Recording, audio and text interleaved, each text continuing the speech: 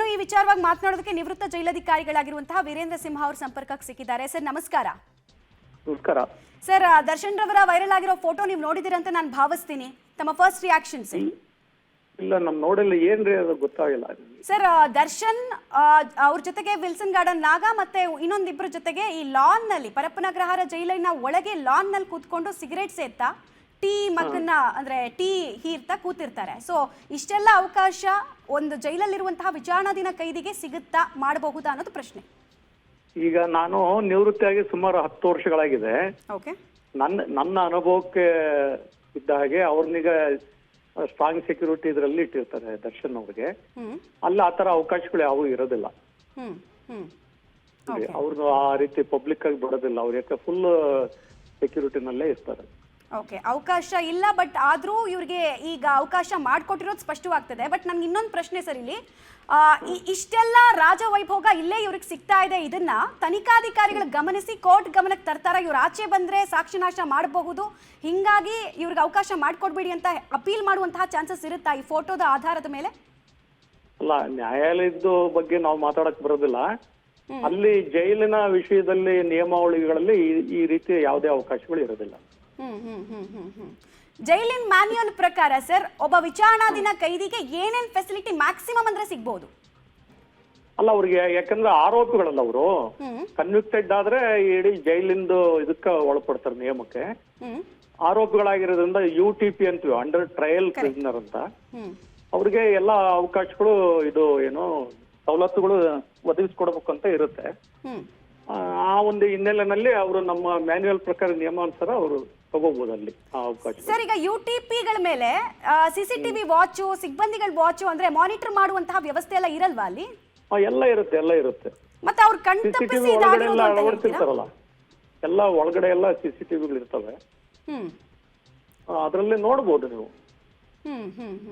ನೋಡಿನೂ ಸುಮ್ಮನಾಗಿದ್ದಾರೆ ಅಂತ ಹೇಳ್ತೀರಾ, ಅಥವಾ ಏನಾಗಿರಬಹುದು ಇಲ್ಲ ಎಕ್ಸಾಕ್ಟ್ಲಿ ಅಂತ? ತಿಳಿದ ಮಟ್ಟಿಗೆ, ನನ್ನ ಅನುಭವ, ನಮ್ಮ ಸರ್ವಿಸ್ ತಿಳಿದ ಮಟ್ಟಿಗೆ ಆ ರೀತಿ ಅವಕಾಶಗಳು ಇರೋದಿಲ್ಲ ಅಲ್ಲಿ. ಬಟ್ ಅವಕಾಶ ಇದೆಯಲ್ಲ ಸರ್. ಇಲ್ಲೊಂದು ಫೋಟೋ ಕೂಡ ಆಚೆ ಬಂದಿದೆ, ಕನ್ಫರ್ಮ್ಡ್ ಫೋಟೋ, ಒರಿಜಿನಲ್ ಫೋಟೋ, ಅದು ಕೂಡ. ಅದು ಏನು ನನಗೆ ಐಡಿಯಾ ಇಲ್ಲ ರೀ ಅದು. ಈಗ right sir, right. Thank you public TV ಜೊತೆಗೆ ಮಾತನಾಡಿದಕ್ಕೆ. ಇದು ನಿವೃತ್ತ ಜೈಲಧಿಕಾರಿ ಆಗಿರುವಂತಹ ವೀರೇಂದ್ರ ಸಿಂಹ ಅವರ ಅಭಿಪ್ರಾಯ. ಅವರ ಅನುಭವದ ಪ್ರಕಾರ ಇಂಥದ್ದು ಯಾವುದಕ್ಕೂ ಅವಕಾಶ ಇಲ್ಲ ಮತ್ತು ಇಂಥದಕ್ಕೆ ಆಸ್ಪದನೆ ಕೊಡಲ್ಲ ಅಧಿಕಾರಿಗಳು. ಇಲ್ಲಿ ಹೇಗಾಯ್ತು ಅನ್ನೋದು ಗೊತ್ತಿಲ್ಲ ಅನ್ನೋದು ಅಗೇನ್ ಅವರು ಕೂಡ ಆಶ್ಚರ್ಯವನ್ನು ವ್ಯಕ್ತಪಡಿಸ್ತಾ ಇದ್ರು. ಬಟ್ ಆಗಿದೆ, ಅದೇ ನಿಜ. ಅದಕ್ಕೆ ಸಂಬಂಧಪಟ್ಟಂತಹ ಫೋಟೋವನ್ನು ಕೂಡ ನೀವು ಗಮನಿಸ್ತಾ ಇದ್ದೀರಾ. ಲಾನ್ನಲ್ಲಿ ದರ್ಶನ್ ಕೂತಿದ್ದಾರೆ. ಅವ್ರ ಕೈಯಲ್ಲಿ ಒಂದು ಕೈಯಲ್ಲಿ ಸಿಗರೇಟ್ ಇದೆ, ಇನ್ನೊಂದು ಕೈನಲ್ಲಿ ಕಾಫಿ ಮಗ್ ಇದೆ. ಅವ್ರ ಜೊತೆಗೆ ಇರೋರು ವಿಲ್ಸನ್ ಗಾರ್ಡನ್ ನಾಗ, ಕುಳ್ಳ ಸೀನಾ, ಜೊತೆಗೆ ಅವರ manager, Darshan manager Nagaraj. So ಇಷ್ಟು ಜನ ಕೂತ್ಕೊಂಡು ಅಲ್ಲಿ ಹರಟೆ ಹೊಡಿತಾ ಇರುವಂತಹ ಫೋಟೋ ಈಗ ವೈರಲ್ ಆಗ್ತಾ ಜನ ಕೇಳ್ತಾ ಇರುವಂತಹ ಪ್ರಶ್ನೆ ಇಷ್ಟೇ: ಎಲ್ಲ ಕೈದಿಗಳಿಗೂ ಇಂಥದ್ದೇ ಫೆಸಿಲಿಟಿಗಳು ಇದಾವಾ, ಅಥವಾ ಮನಿ ಪವರು ಮಜಲ್ ಪವರ್ ಇದ್ದವರಿಗೆ ಮಾತ್ರ ಇದೆಯಾ? ಗೃಹ ಇಲಾಖೆ ಇದಕ್ಕೆ ಆನ್ಸರಬಲ್ಲ ಅಲ್ವಾ? ಇದು ಜನರ ಪ್ರಶ್ನೆ. ಜೈಲಾಧಿಕಾರಿಗಳು ಇದಕ್ಕೆ ಆನ್ಸರಬಲ್ ಅಲ್ವಾ? ಅಥವಾ ಈ ಘಟನೆ ಆಗಬೇಕಾದ್ರೆ ಆ ಶಿಫ್ಟ್ ಅಲ್ಲಿ ಇದ್ದಂತಹ ಸಿಬ್ಬಂದಿಗಳು ಇದಕ್ಕೆ ಆನ್ಸರಬಲ್ ಅಲ್ವಾ? ಈ ಪ್ರಶ್ನೆ ಕೂಡ ಇದೆ. ಯಾಕಂದ್ರೆ ನಾನು ಈಗಷ್ಟೇ ಅದನ್ನು ಕನ್ಫರ್ಮ್ ಮಾಡ್ಕೊಳ್ತಾ ಇದ್ದೆ. ಪ್ರತಿ UTPಗಳ ಮೇಲೂ ಕೂಡ, ಅಂದ್ರೆ ವಿಚಾರಣಾಧೀನ ಕೈದಿಗಳ ಮೇಲೆ ಪೊಲೀಸ್ ಸಿಬ್ಬಂದಿಗಳು ಹದ್ದಿನ ಕಣ್ಣನ್ನು ಇಟ್ಟಿರ್ತಾರೆ. ಅವರ ಚಲನವಲನ ಹೇಗಿದೆ, ಎಲ್ಲಿದ್ದಾರೆ, ಯಾರನ್ನ ಅವ್ರು ಪದೇ ಪದೇ ಮೀಟ್ ಮಾಡ್ತಾ ಇದ್ದಾರೆ, ಇದೆಲ್ಲದರ ಬಗ್ಗೆ ಕೂಡ ಒಂದು ವಾಚ್ ಓವರ್ ರೀತಿ ಇರುತ್ತೆ, ಒಂದು ಮಾನಿಟರ್ ಮಾಡೋ ವ್ಯವಸ್ಥೆ ಇರುತ್ತೆ. ಅದನ್ನು ಮಾಡಿನೂ ಬಿಟ್ಟಿದ್ದಾರೆ ಅಂತ ಹೇಳಿದ್ರೆ ಯಾರು ತಪ್ಪು? Simple to answer this question. ಜೈಲಧಿಕಾರಿಗಳದ್ದೇ ತಪ್ಪು, ಸಿಬ್ಬಂದಿಗಳದ್ದು ಅಕ್ಷರಶಃ ಕರ್ತವ್ಯ ಲೋಪ ಅಲ್ಲದೆ ಇನ್ನೇನೂ ಅಲ್ಲ. ಇಲ್ಲಿ ಈ ಫೋಟೋವನ್ನು ನೀವು ಕ್ಲಿಯರ್ ಆಗಿ ಗಮನಿಸಿದ್ರೆ ದರ್ಶನ್ ಅವ್ರ ಅತ್ತೆ ಮನೆಗೆ ಅಳಿಯ ಬಂದಂಗೆ ಕೂತಂಗೆ ಕಾಣಿಸ್ತಾ ಇದೆ. ಸಾಮಾನ್ಯವಾಗಿ ಅತ್ತೆ ಮನೆಗೆ ಅಳಿಯ ಹೋದಾಗ ಎಷ್ಟು ಬಿಂದಾಸಾಗಿ ಕೂತಿರ್ತಾರಲ್ಲ, ಅದೇ ತರ ಕಾಣಿಸ್ತಾ ಇದೆ. ಜೈಲು ಅಂತ ಅನಿಸ್ತಾ ಇಲ್ಲ. ಎಂಜಾಯ್ಮೆಂಟ್ ಜಾಗ ಆದ್ರೂ ಅಂತ ಅನ್ಬೋದು ನಾವು, ಅಥವಾ ಅವ್ರ ಶೂಟಿಂಗ್ ಸ್ಪಾಟ್ನಲ್ಲಿ ಕೂತಿದ್ದಾರಾ ಅಂತಾನೂ ಅನ್ಬೋದು. ಅನ್ಸುತ್ತಾ ತರ? ಫೋಟೋದಲ್ಲಿರೋ ಅವ್ರ ಬಾಡಿ ಲ್ಯಾಂಗ್ವೇಜ್ ಹಾಗಿದೆ.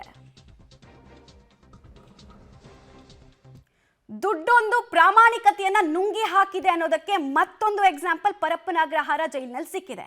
ಶಶಿಕಲಾ ಅವ್ರ ಪ್ರಕರಣ, ಜಯಲಲಿತಾ ಅವ್ರ ಪ್ರಕರಣ ಆದಾಗ ಎಲ್ಲವೂ ಸರಿ ಮಾಡ್ಬಿಡ್ತೀವಿ ನಾವು ಅಂತ ಹೇಳಿದಂತಹ ಗೃಹ ಇಲಾಖೆ ಏನನ್ನೂ ಬದಲಾವಣೆ ಮಾಡಿಲ್ಲ. ನಾಮಕೆ ವಸ್ತೆಗೆ ಮಾತ್ರ ಕೆಲವು ರೇಡ್ಗಳನ್ನು ಮಾಡಿದೆ.